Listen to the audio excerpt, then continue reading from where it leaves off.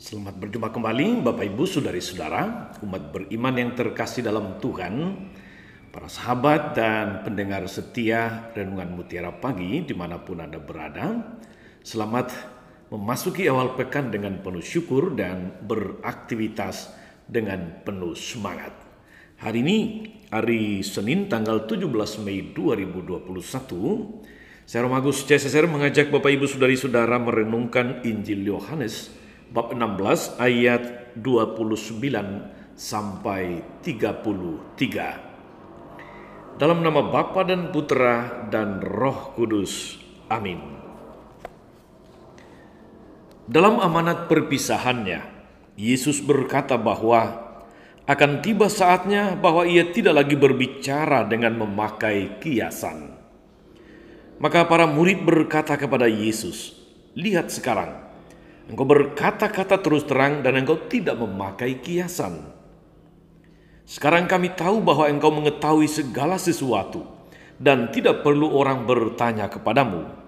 Karena itu kami percaya bahwa Engkau datang dari Allah." Jawab Yesus kepada mereka, "Percayakah kamu sekarang? Lihat saatnya datang bahwa, atau bahkan sudah datang bahwa kamu dicerai-beraikan, masing-masing ke tempatnya sendiri, dan kamu meninggalkan aku seorang diri. Namun aku tidak seorang diri, sebab Bapa menyertai aku. Semuanya itu kukatakan kepadamu supaya kamu beroleh damai sejahtera dalam aku. Dalam dunia kamu menderita penganiayaan, tapi kuatkanlah hatimu, aku telah mengalahkan dunia." Demikianlah Injil Tuhan.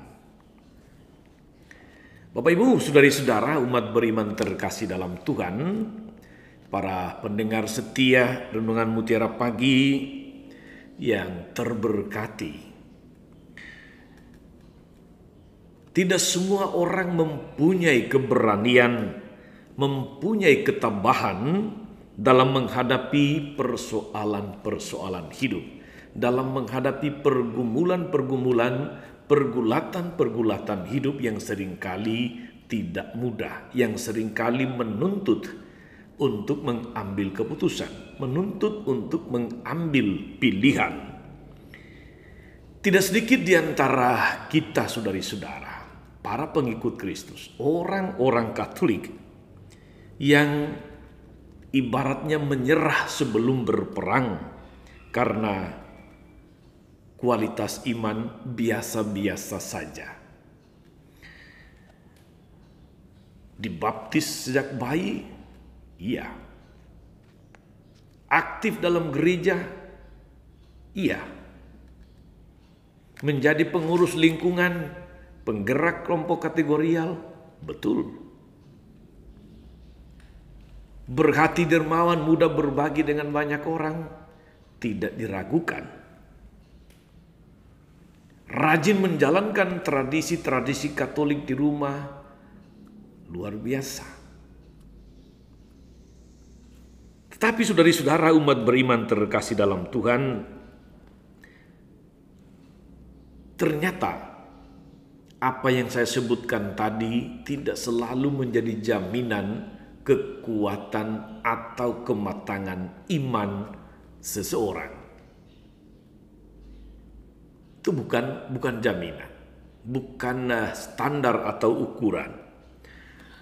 Kekatolikan seseorang atau kristianitas seseorang itu tidak diukur dari berapa lama dia menjadi orang Katolik.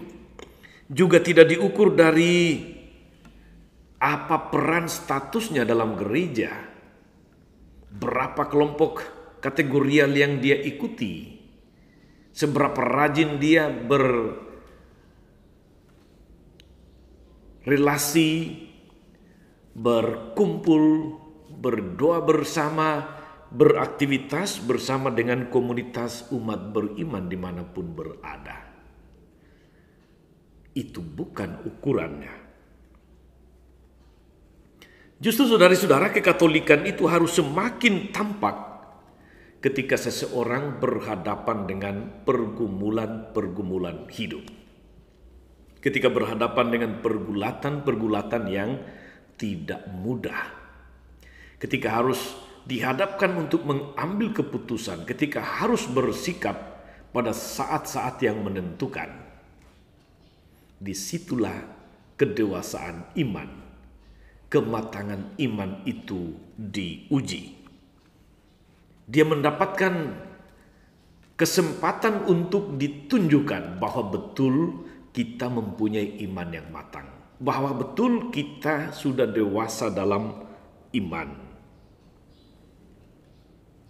Saudara-saudara, kalau kita mau jujur, tidak sedikit yang gagal dalam hal ini. Beriman Katolik, tetapi tidak berharap salib. Menjadi pengikut Kristus yang setia, iya. Rajin berbagi, solider dengan banyak orang tanpa pamrih, iya. Tetapi ketika berjumpa dengan pergumulan hidup, kalau Anda masih komplain, kalau Anda masih ngambek sama Tuhan, kalau Anda kemudian mengambil keputusan yang justru bertentangan dengan kehendak Tuhan, berarti memang iman kita itu biasa-biasa saja. Bukan iman yang luar biasa, bukan iman yang berkualitas. Saudara-saudara, umat beriman terkasih dalam Tuhan, Yesus sudah melewati lika-liku suka duka hidup dalam melaksanakan perutusannya dari Bapa. Dia tidak menghindari salib. Situasi-situasi sulit dihadapinya, pergumulan-pergumulan berat itu tidak kurang-kurang dia hadapi. Tapi kita tahu saudara-saudara, Yesus tetap setia pada kehendak Bapa. Yesus tetap melihat tujuan akhir dari perjalanan hidupnya, perutusannya. Masalah, tantangan, penderitaan, penolakan, kebencian, duka derita itu bukan alasan bagi Yesus untuk berhenti, untuk putus asa, untuk kehilangan kesadaran imannya. Tidak. Yesus tetap berjalan meskipun tantangannya tidak mudah, meskipun penolakan tidak kurang, meskipun segala macam tipu muslihat, manipulasi oleh orang-orang yang tidak menyukainya selalu ada. Hari ini saudara-saudara, Tuhan Yesus juga menantang iman kita. Dengan secara terbuka Tuhan Yesus mengatakan kepada para murid, kita dengar dalam Injil tadi, lihat saatnya datang, bahkan sudah datang, bahwa kamu dicerai-beraikan dan kamu akan meninggalkan aku seorang diri.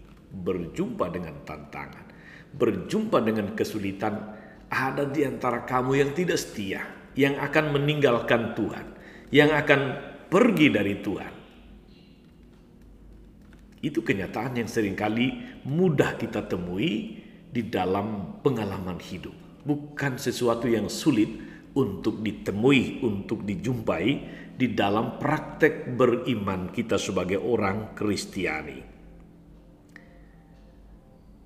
Lanjut Yesus mengatakan, namun aku tidak seorang diri sebab Bapa menyertai aku. Semuanya itu kukatakan kepadamu supaya kamu beroleh damai sejahtera dalam aku. Dalam dunia kamu menderita penganiayaan, tetapi kuatkan hatimu. Aku telah mengalahkan dunia. Saudara-saudara, umat beriman terkasih, Mengikuti Yesus memang tidak menjanjikan hidup yang serba mudah. Nol kesulitan, tanpa tantangan, tanpa salib. Yesus tidak menjanjikan itu. Yang dijanjikan oleh Yesus adalah bahwa dalam segala situasi, peristiwa, dan pengalaman hidup, Tuhan Yesus akan menyertai kita. Maka saudari-saudara, bila Anda berjumpa dengan masalah, berjumpa dengan pergulatan hidup, entah pergulatan hidup perkawinan, entah pergulatan hidup dalam usaha bisnis, dalam segala aktivitas pelayanan dan sebagainya, jangan pernah putus asa dan jangan meninggalkan Tuhan, sebab Tuhan tidak pernah meninggalkan kita.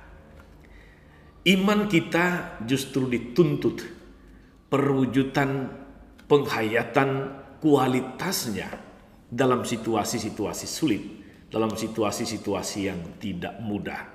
Moga-moga kita tidak ditemukan kalah, tidak ditemukan menyerah oleh Tuhan. Selamat beraktivitas penuh iman dan jalankan segala aktivitas penuh tanggung jawab. Salam 52. Tuhan Yesus memberkati. Maria Bunda selalu menolong, setia mendoakan kita semua. Amin. Tuhan Yesus Kristus, kami bersyukur karena Engkau senantiasa meneguhkan, menguatkan kami, para pengikut-Mu dengan pesan-pesan yang senantiasa terbuka.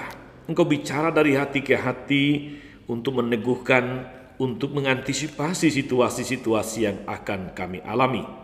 Kami ingin mengikuti Engkau meraih kemenangan dalam kemuliaan hidup. Utuslah Roh-Mu mendampingi hidup kami, menumbuh suburkan benih-benih iman dalam diri kami agar berbuah nyata. Moga-moga dalam menghadapi segala macam kesulitan, duka, derita, kami boleh senantiasa menang. Kami boleh menunjukkan kematangan iman Kristiani kami. Sebab Engkaulah yang hidup dan berkuasa sepanjang segala masa. Amin. Saudari-saudara sekalian, semoga oleh doa-doa Maria Bunda selalu menolong. Saudari-saudara, mereka yang kita doakan atau kita janjikan doa, mereka yang sakit dan menderita, segala rencana, karya, dan pelayanan kita sepanjang hari ini, Bapa dan Putra dan Roh Kudus. Amin.